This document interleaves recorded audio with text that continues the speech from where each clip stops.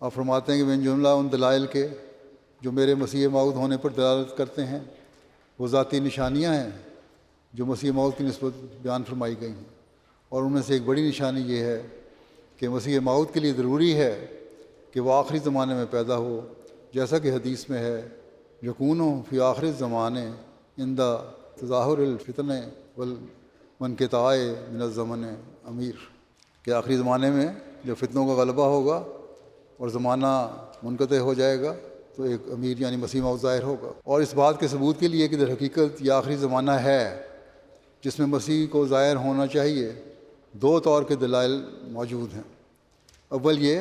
کہ وہ آیات قرآنیہ اور آثار نبویہ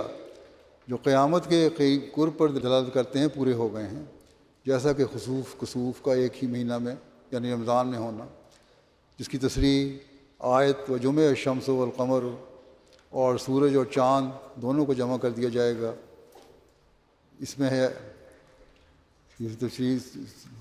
خسوف و خسوف کی میں پہلے وضاحت کر آیا ہوں۔ پھر آپ نے فرمایا کہ ستاروں کو متواتر ٹوٹنا، یہ بھی اللہ تعالیٰ نے لکھا ہے، جیسا کہ آیت واعظ الکواکب و کواکب انتصرت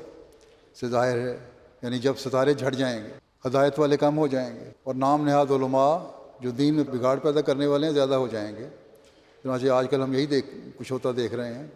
اور ان ستاروں کی اصل روشنی تو ختم ہو چکی ہے، علماء تو صرف نام کے علماء ہیں۔ پھر آپ نے فرمایا کہ یہ بھی لکھا ہے کہ سخت قسم کا کسوف شمس واقعہ ہو جس سے تاریکی پھیل جائے گی، جیسا کہ آیت اذا الشمس کورت سے ظاہر ہے،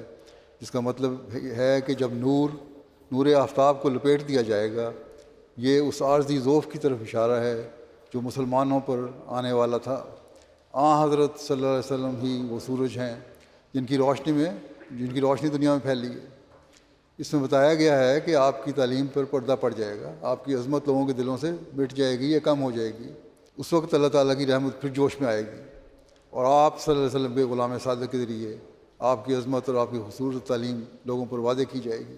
قرآن کریم پر غور کریں تو یہ مطلب پتہ لگے گا، نہ کہ صرف ظاہری معنوں پہ غور کرتے ہیں لوگ۔ پھر یہ کہ جو لوگ وحشی، اراذل اور اسلامی شرافت سے بے بہرہ ہیں، ان کا اقبال چمک اٹھنا، جیسا کہ آیت وائز الوحوش و عشرت مترشح ہے، یعنی یہ اسلامی شرافت سے بے بہرہ ہیں اور وحشی لوگ ہیں، ان کا اقبال چمک اٹھے گا، یعنی وحشی اکٹھے کیے جائیں گے